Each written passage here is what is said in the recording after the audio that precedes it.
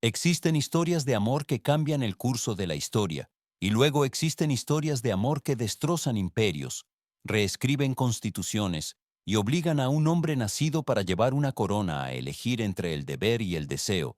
Y en diciembre de 1936, el mundo observó con absoluta incredulidad cómo el rey de Inglaterra, el emperador de la India, el hombre que gobernaba sobre un cuarto del planeta, se presentó ante su pueblo y dijo que no podía continuar sin la mujer que amaba, una mujer que no solo era estadounidense, no solo era plebeya, sino divorciada 2 veces, y en ese único momento, la monarquía británica nunca volvería a ser la misma.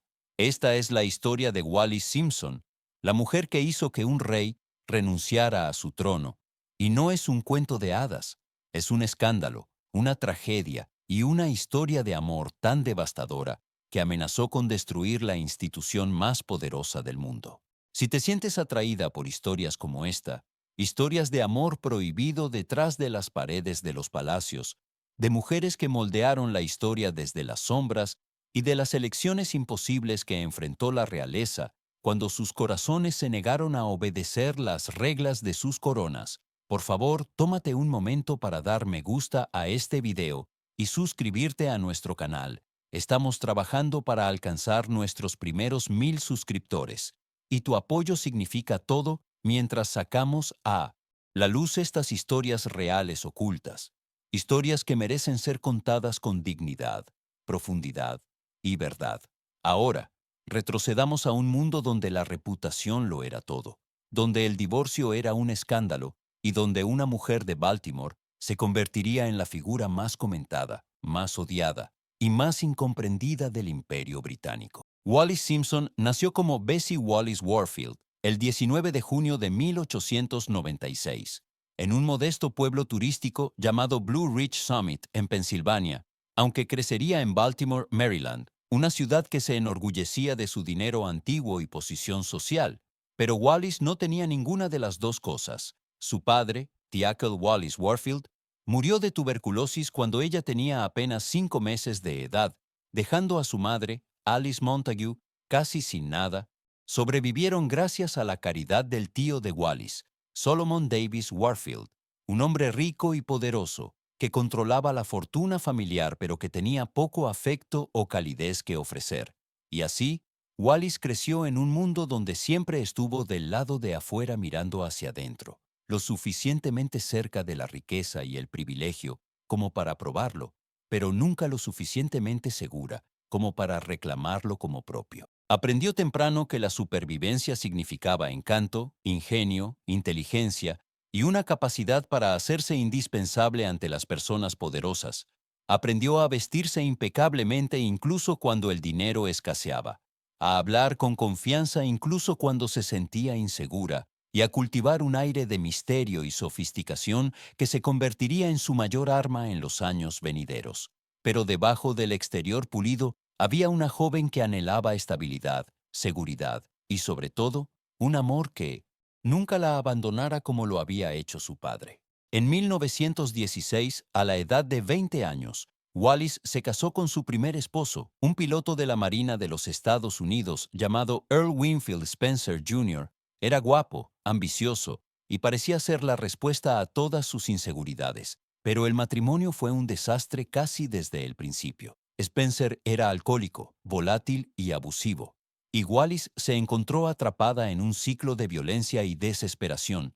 Se mudaron de base en base, y ella intentó sacar lo mejor de ello, pero a 1960, principios de los años 20, sabía que tenía que escapar. El divorcio seguía estando profundamente estigmatizado, especialmente para las mujeres, y marcó a Wallis como mercancía dañada a los ojos de la sociedad educada.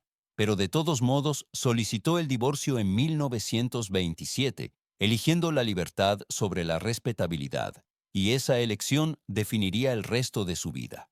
Pasó los siguientes años a la deriva, viviendo en China por un tiempo, luego en Londres, siempre moviéndose en círculos ricos pero nunca perteneciendo del todo, siempre la encantadora mujer estadounidense con el pasado misterioso.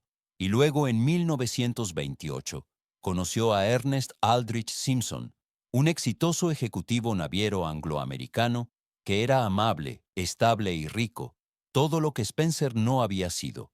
Se casaron en 1928 y por un tiempo, Wallis pareció haber encontrado la seguridad que siempre había querido. Vivían en Londres, recibían invitados frecuentemente y se movían en círculos sociales de moda. Y fue a través de estos círculos que Wallis conocería al hombre que cambiaría su vida para siempre. En enero de 1931, Wallis y Ernest fueron invitados a una fiesta de fin de semana en una finca campestre llamada Borough Court, y entre los invitados estaba el príncipe de Gales, el heredero al trono británico, el soltero más codiciado del mundo, un hombre adorado por millones y destinado a convertirse en rey. Su nombre era Edward Albert Christian George Andrew Patrick David, aunque su familia lo llamaba David, y para el público, él era simplemente el príncipe de Gales, encantador, glamoroso, moderno, un hombre que volaba aviones, jugaba golf y parecía representar un nuevo tipo de monarquía, menos rígida, más accesible, más humana, pero detrás de la imagen pública había un hombre profundamente inseguro, que buscaba desesperadamente aprobación, aterrado por sus responsabilidades y completamente dominado por su padre severo y frío, el rey Jorge V, quien siempre había dejado claro que Edward era una decepción. Edward había pasado toda su vida intentando escapar de las expectativas sofocantes de la realeza. Tuvo aventuras con mujeres casadas, amistades escandalosas y un desprecio temerario por el protocolo que horrorizaba a sus padres y deleitaba a la prensa. Pero ninguna de sus relaciones había sido seria, ninguna había amenazado jamás el trono, hasta Wallis. Su primer encuentro fue poco notable. Una presentación educada, unos minutos de conversación trivial, nada más. Pero durante los siguientes años seguían encontrándose en fiestas y cenas, el tipo de reuniones sociales elegantes que definían la sociedad londinense de principios de los años 30, eventos llenos de champán, humo de cigarrillo y el tipo de conversación frágil que ocultaba tanto como revelaba. Y lentamente, casi imperceptiblemente, comenzó a formarse una amistad. Wallis era, diferente a las otras mujeres que Edward conocía, no lo halagaba ni lo adulaba. Lo provocaba, lo desafiaba, hacía bromas a su costa, lo trataba como un hombre ordinario en lugar de un príncipe. Y para Edward, que había pasado toda su vida rodeado de aduladores y hombres que decían que sí a todo, por personas que estaban de acuerdo con todo lo que decía y se reían de cada broma sin importar cuán poco graciosa fuera, esto era embriagador. Ella lo hacía sentir comprendido, valorado, visto, no por su título sino por sí mismo, o al menos por la versión de sí mismo que quería creer que existía, y se obsesionó. Lo que Wallis le ofrecía a Edward era algo que nunca había recibido de su propia familia: apoyo emocional incondicional. Ella escuchaba sus quejas, calmaba sus ansiedades, lo hacía sentir capaz y fuerte cuando su padre lo hacía sentir débil e inadecuado. Se convirtió en su terapeuta, su madre, su amante, su mundo emocional completo, y esta intensidad, esta dependencia total, era precisamente lo que hacía la relación tan peligrosa, porque Edward no se estaba enamorando de una mujer, se estaba enamorando de la idea de ser amado, del sentimiento de ser necesitado, querido y valorado. Y Wallis, lo supiera o no, se había convertido en la proveedora de algo sin lo cual Edward no podía vivir. Para 1934, su amistad se había convertido en algo más.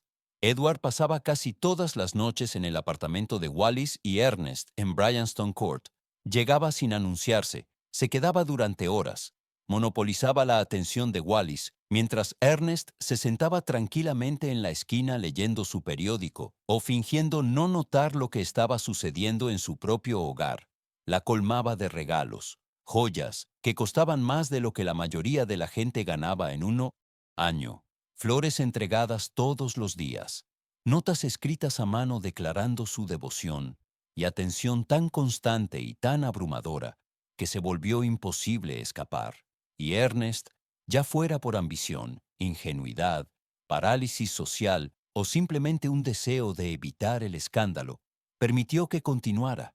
Tal vez creía que era solo un coqueteo inofensivo, un príncipe divirtiéndose con una mujer casada como los príncipes lo habían hecho durante siglos. Tal vez se convenció de que rechazar a un príncipe era socialmente imposible, que perdería su posición, sus conexiones comerciales, su lugar en la sociedad si objetaba, o tal vez simplemente no podía ver lo que estaba sucediendo justo frente a él. No podía creer que su esposa y el futuro rey estaban cayendo en algo que destruiría todas sus vidas. Pero para 1935 estaba claro para todos excepto para Ernest que Wallis y Edward estaban enamorados, o al menos que Edward estaba enamorado y Wallis estaba atrapada.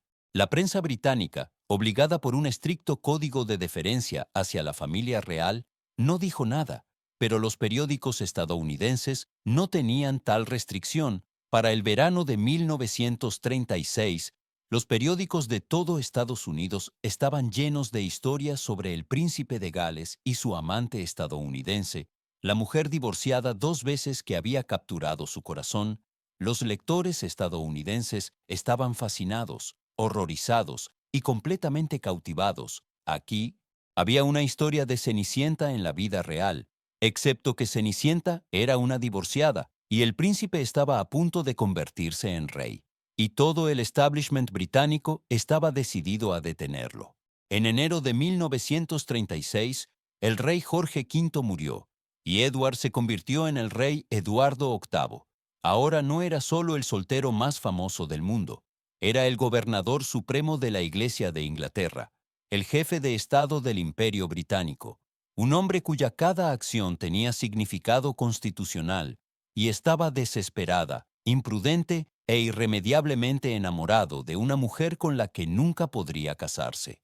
La Iglesia de Inglaterra, la institución que Edward ahora lideraba, no reconocía el divorcio, consideraba a las personas divorciadas como moralmente inadecuadas y prohibía absolutamente el nuevo matrimonio de personas divorciadas mientras sus antiguos cónyuges siguieran con vida. Ambos exesposos de Wallis estaban muy vivos, lo que significaba que a los ojos de la Iglesia, Wallis nunca podría ser la esposa de Edward. Podía ser su amante, su compañera, su amada, pero nunca podría ser su reina. Y el gobierno, liderado por el primer ministro Stanley Baldwin, dejó claro que no apoyarían el matrimonio. No permitirían que Edward se casara con Wallis y siguiera siendo rey. Era una cosa o la otra, y creían con absoluta certeza que Edward elegiría el trono. Pero no entendían cuán profundamente Edward necesitaba a Wallis, o cuán absolutamente incapaz era de gobernar sin ella. Edward había pasado toda su vida sintiéndose inadecuado, no amado e incomprendido, y Wallis lo hacía sentirse completo. Ella le daba el apoyo emocional, la confianza, el sentido de autoestima que nunca había recibido de su familia, y el pensamiento de perderla era insoportable, más insoportable que el pensamiento de perder la corona, y así comenzó a buscar una manera de tener ambas cosas. Edward propuso un matrimonio morganático, un arreglo legal en el cual Wallis se convertiría en su esposa, pero no en su reina. Ella no tendría título real, ningún papel constitucional, y sus hijos, si lo sabía, no heredarían el trono. Era un compromiso, un camino intermedio, y Edward creía que podría funcionar, pero Baldwin lo rechazó de inmediato. No había precedente para tal arreglo en la ley británica, y el Parlamento nunca lo aprobaría. Los dominios, los países autogobernados del imperio, británico como Canadá, Australia y Sudáfrica, fueron consultados y ellos también se negaron, no aceptarían a una mujer estadounidense divorciada 2 veces como la esposa de su rey, ni siquiera en una capacidad reducida. Y así Edward enfrentó la elección que había estado tratando de evitar: Wallis o el trono, el amor o el deber. Y por primera vez en la historia británica, un rey eligió el amor. El 27 de octubre de 1936, Wallis recibió un decreto Nisi, el primer paso en su divorcio de Ernest Simpson. El divorcio no sería definitivo hasta dentro de otros 6 meses, pero era una señal clara de sus intenciones, y la prensa, que había permanecido en silencio durante tanto tiempo por respeto a la monarquía, ya no pudo contener la historia. El 1 de diciembre, los periódicos británicos finalmente rompieron su silencio y el escándalo explotó en las primeras planas. El país estaba en shock. La gente no podía creer que su rey, el hombre que habían idolatrado, estuviera planeando casarse con una mujer estadounidense divorciada. La reacción fue inmediata y brutal. Wallis fue vilipendiada, llamada cazafortunas, aventurera, destructora de hogares, una mujer que había seducido al rey por poder y riqueza. Llegó correo de odio. Multitudes se reunieron fuera de su casa gritando insultos, y se vio obligada a huir a Francia por su propia seguridad. Pero Edward se negó a renunciar a ella. El 10 de diciembre de 1936, solo 11 meses después de convertirse en rey, Edward firmó el instrumento de abdicación, un documento de una sola página que formalmente renunciaba a su reclamo al trono para sí mismo y para cualquier hijo que pudiera tener. Lo hizo voluntariamente, sin amargura, porque creía que una vida sin Wallis no valía la pena vivirla, y al día siguiente se dirigió a la nación en una transmisión de radio que se convertiría en uno de los discursos más famosos del siglo XX. Su voz era calmada, firme, pero debajo de ella había una tristeza profunda, una sensación de pérdida que ninguna cantidad de dignidad real podía ocultar. Habló simple y directamente, diciéndole a su pueblo que le había resultado imposible llevar la pesada carga de responsabilidad y cumplir con sus deberes como rey sin la ayuda y el apoyo de la mujer que amaba. Y luego se fue. Ya no era rey, ya no era su Alteza Real, solo un hombre que había renunciado a todo por amor. El establishment británico se movió rápidamente para borrarlo. Su hermano menor, el príncipe Alberto, se convirtió en el rey Jorge VI, y a Edward se le otorgó el título de Duque de Windsor, un rango menor, un premio de consolación, pero se le prohibió regresar a Gran Bretaña sin permiso. Se le prohibió realizar cualquier deber real. Y Wallis, cuando finalmente se casaron en junio de 1937, en una pequeña ceremonia en Francia, se le negó el título de Su Alteza Real, un insulto deliberado, un recordatorio de que nunca sería aceptada, nunca sería perdonada. Y la familia real, incluida la madre de Edward, la reina María, y su hermano, el nuevo rey, se negaron a asistir a la boda. Un rechazo público que hirió profundamente a Edward y confirmó lo que Wallis siempre había temido, que sería culpada por todo, que la historia la recordaría no como la mujer que amó a un rey, sino como la mujer que destruyó a uno.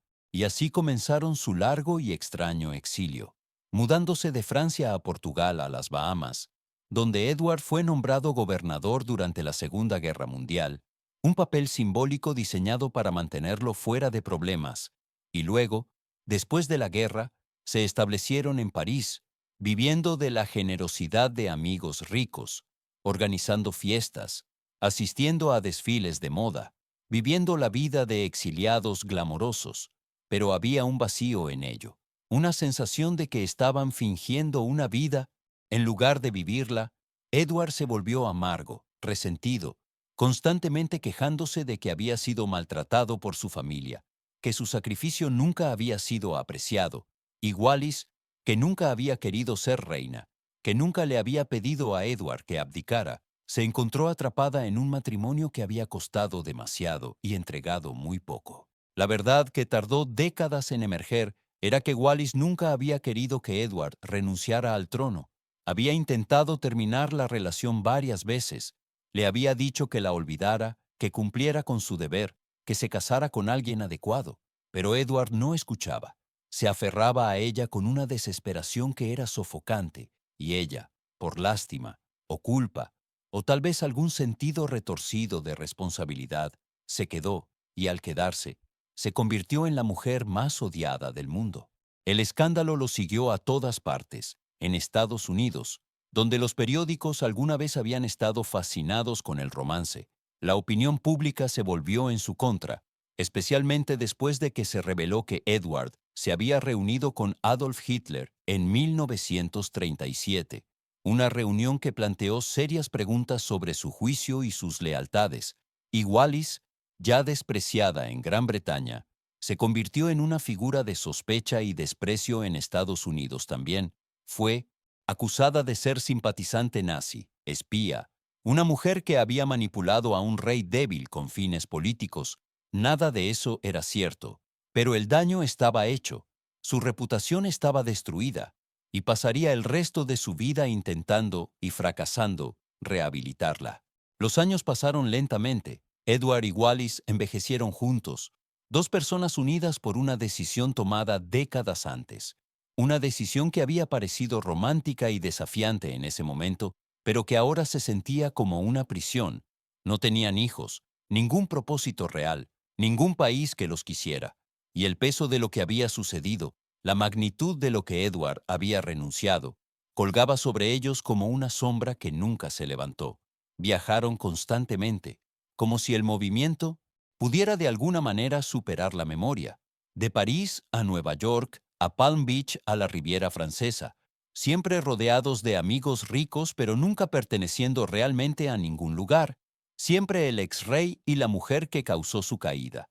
Y en momentos privados, cuando las fiestas habían terminado y los invitados se habían ido a casa, Edward a veces hablaba sobre Gran Bretaña, sobre Windsor, sobre la vida que podría haber tenido si las cosas hubieran sido diferentes. Y Wallis escuchaba, sabiendo que nunca podría devolverle lo que había perdido, sabiendo que ella misma se había convertido tanto en su salvación como en su prisión. Había rumores, susurrados en círculos sociales y ocasionalmente impresos en los tabloides más escandalosos, de que el matrimonio no era feliz, que Wallis tenía amantes, que Edward era difícil, exigente, infantil en sus necesidades, que peleaban amargamente en privado y mantenían solo una fachada de unidad en público. Algunos de estos rumores eran ciertos, algunos eran exagerados y algunos eran pura invención, pero todos apuntaban a la misma verdad fundamental, que la gran historia de amor que el mundo había visto desarrollarse en 1936 se había agriado en algo mucho más complicado y mucho menos romántico, algo más cercano a la codependencia que a la pasión, y que tanto Edward como Wallis estaban, cada uno a su manera, atrapados por la elección que habían hecho juntos.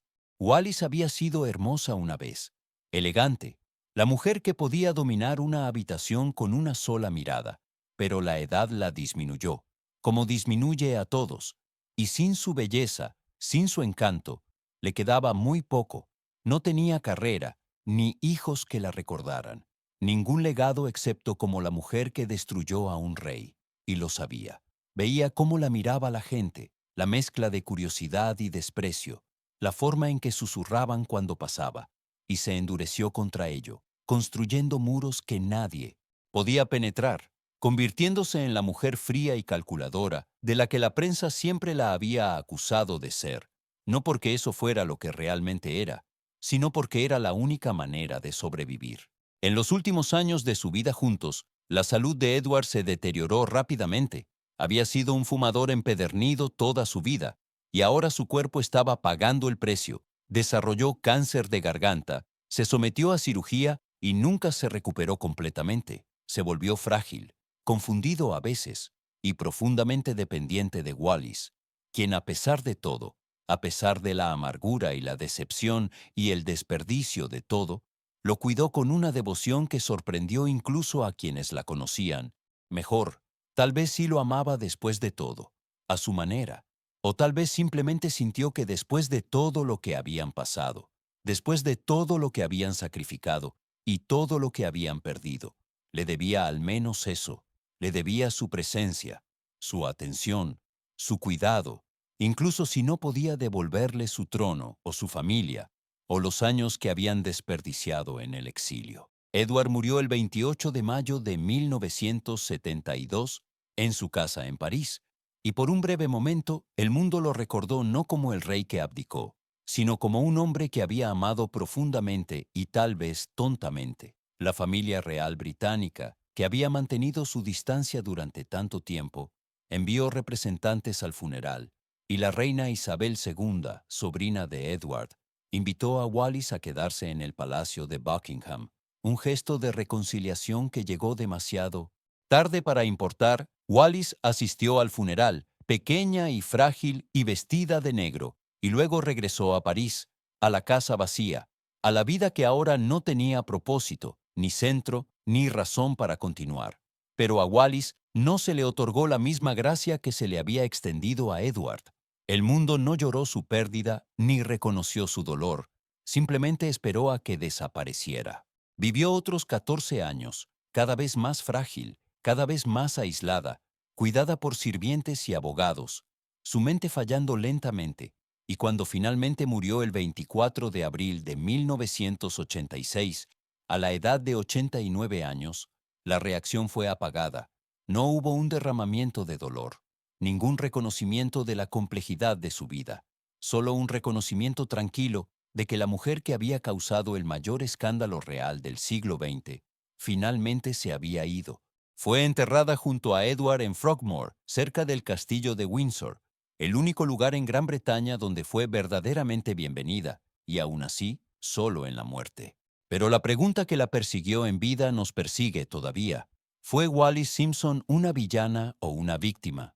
¿Sedujo a un rey y destruyó una monarquía? ¿O fue simplemente una mujer que se enamoró y pagó un precio terrible por ello? La respuesta, como la mayoría de las verdades sobre el amor y el poder, es complicada. Wallis no era una santa, era ambiciosa, calculadora y a veces fría.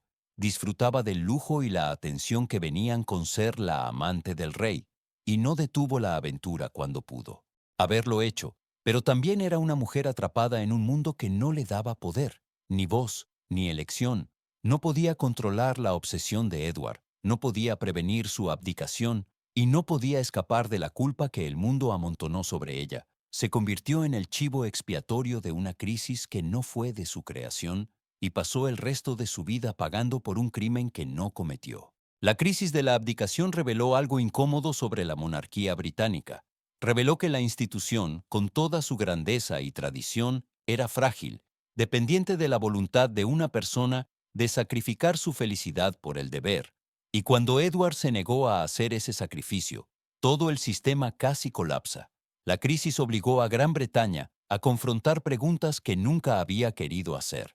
Preguntas sobre la naturaleza de la monarquía misma, sobre si una democracia moderna realmente podía sostener una institución hereditaria construida sobre principios medievales, sobre qué sucedía cuando la persona elegida por nacimiento para liderar era fundamentalmente inadecuada para el papel, y sobre si el amor, esa emoción más humana, tenía algún lugar en la vida de un rey. Las implicaciones políticas fueron profundas y duraderas. La abdicación fortaleció la monarquía de algunas maneras al eliminar a un rey inadecuado antes de que pudiera hacer un daño real, pero también expuso la vulnerabilidad de la institución, mostró que la corona podía ser amenazada no por la revolución o la guerra, sino por algo tan simple y tan común como una historia de amor, y obligó a la familia real a volverse más cuidadosa, más controlada, más consciente de que sus vidas privadas nunca eran verdaderamente privadas y que cada elección que hacían tenía consecuencias públicas. Esta lección moldearía a la monarquía por generaciones venideras, influyendo en cómo los futuros miembros de la realeza abordaban el matrimonio, el deber y la felicidad personal. En Estados Unidos, la abdicación fue seguida con intenso interés. Los periódicos estadounidenses habían estado cubriendo el romance durante años, tratándolo como una especie de cuento de hadas en la vida real. Y cuando Edward eligió a Wallis sobre el trono, muchos estadounidenses estaban encantados. Aquí estaba la prueba de que el amor podía conquistar todo, que incluso un rey podía poner su corazón antes que su deber, y que una mujer estadounidense, una mujer de Baltimore, podía valer más que un imperio. Pero esta visión romántica no era universal. Muchos estadounidenses, especialmente mujeres, vieron la situación con más claridad y más simpatía. Entendieron que Wallis había sido colocada en una posición imposible, que había sido culpada por elecciones que no le correspondía hacer, y que la narrativa de cuento de hadas oscurecía una realidad mucho más oscura sobre el poder, el género y el precio que las mujeres pagan por la obsesión masculina. También reveló algo importante sobre cómo los estadounidenses veían a la realeza en general. Había fascinación, ciertamente, pero también una profunda ambivalencia. Los estadounidenses se enorgullecían de haber rechazado la monarquía, de construir una sociedad basada en el mérito en lugar del nacimiento, y sin embargo, permanecían cautivados por el drama real, por el glamour y la tragedia de vidas vividas bajo restricciones imposibles.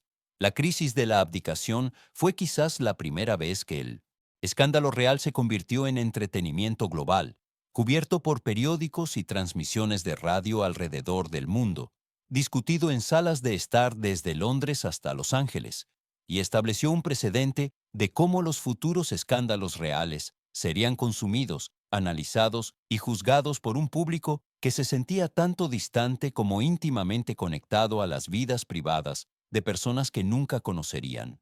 Para las mujeres de los años 30, observando el desarrollo de la crisis, había lecciones complicadas que aprender. Por un lado, Wallis representaba una especie de libertad, una mujer que se había divorciado 2 veces, que había vivido independientemente, que se había negado a disculparse por su pasado o a conformarse con las expectativas de la sociedad. Y en ese sentido, era casi un ícono feminista, pero por otro lado, su historia también era un cuento de advertencia sobre los peligros de estar asociada con hombres poderosos, sobre cuán fácilmente una mujer podía convertirse en chivo expiatorio, sobre cómo la sociedad siempre encontraría una manera de culpar a la mujer en lugar del hombre, sin importar quién realmente había tomado las decisiones, y sobre cómo el amor, cuando llegaba al costo de todo lo demás, podía convertirse en una prisión en lugar de una liberación. El doble estándar era obvio para cualquiera que prestara atención. Edward fue tratado como un héroe romántico, un hombre que había sacrificado todo por amor, mientras que Wallis fue vilipendiada como una tentadora, una intrigante, una mujer que había destruido a un rey. Sin embargo, Edward fue quien abdicó. Edward fue quien se negó a renunciar a ella. Edward fue quien puso sus deseos personales por encima de su deber constitucional, y sin embargo, de alguna manera, a los ojos del mundo, todo fue culpa de Wallis. Para las mujeres que observan el desarrollo de esta historia, ya sea en los años 30 o hoy, hay algo profundamente reconocible en la experiencia de Wallis, la forma en que fue culpada por las elecciones de un hombre, la forma en que su pasado fue usado en su contra, la forma en que se esperaba que desapareciera silenciosamente y no causara problemas, y la forma en que, cuando se negó a desaparecer, fue castigada por ello. Las mujeres siempre han sido sometidas a estándares diferentes que los hombres, especialmente cuando se trata de amor, sexo y poder, y Wallis, más que casi nadie, pagó el precio por violar esos estándares. Y sin embargo, también hay algo casi admirable en la forma en que se negó a disculparse. Nunca afirmó ser inocente, nunca pidió simpatía, nunca se hizo la víctima. Vivió su vida en sus propios términos, incluso cuando esos términos fueron establecidos por un mundo que la despreciaba. Y en esa negativa a inclinarse, a suplicar, a arrepentirse, hay una especie de fuerza, una especie de desafío que vale la pena recordar. No era una heroína, pero tampoco era un monstruo. Era una mujer que amó y perdió, que cometió errores y pagó por ellos, y que al final era mucho más humana de lo que la historia le ha permitido ser. La historia de Wallis Simpson y Eduardo VIII no es una historia de amor, o al menos no del tipo que nos contamos antes de dormir. Es una historia sobre el costo de la obsesión, la crueldad de las instituciones y la forma en que se hace que las mujeres carguen con la culpa por los fracasos de los hombres poderosos. Es una historia sobre el deber y el deseo, sobre las reglas que hacemos para proteger el poder y las personas que destruimos cuando se rompen esas reglas. Y es una historia que, casi 90 años después, todavía tiene el poder de hacernos preguntas difíciles sobre el amor, el sacrificio y el precio que pagamos por elegir nuestros corazones sobre todo lo demás. Edward renunció a su trono, su país, su familia y su propósito, todo por una mujer que nunca se lo pidió. Y Wallis, que solo quería seguridad y amor, terminó sin ninguno de los dos, solo un título que no podía usar, un esposo que la necesitaba demasiado y un mundo que nunca la perdonaría por existir, Y en esa tragedia, en ese imposible, terrible, hermoso desastre de historia de amor, vemos algo verdadero sobre el corazón humano, que el amor no lo conquista todo, que el sacrificio no garantiza la felicidad y que a veces las elecciones que hacemos en nombre del amor son las que nos destruyen. Mientras te sientas donde sea que estés en el mundo en este momento, tal vez en una habitación tranquila, tal vez con una taza de té, tal vez pensando en tu propia vida y las elecciones que has hecho, o las elecciones que has visto hacer a otros, me pregunto, ¿qué piensas de Wallis? ¿La ves como la villana que la historia hizo de ella? ¿O como algo más complicado, algo más humano? Y mientras piensas en eso, mientras consideras el peso de su historia y la imposibilidad de su posición, recuerda que, detrás de cada escándalo, cada titular, cada aventura real que cautivó al mundo, había una mujer real, con miedos reales, deseos reales y consecuencias reales que enfrentar. Y esa mujer, ya fuera una amante o una reina, una plebeya o una duquesa, merece ser recordada no como una caricatura, sino como una persona, imperfecta, compleja y absoluta, desgarradoramente humana.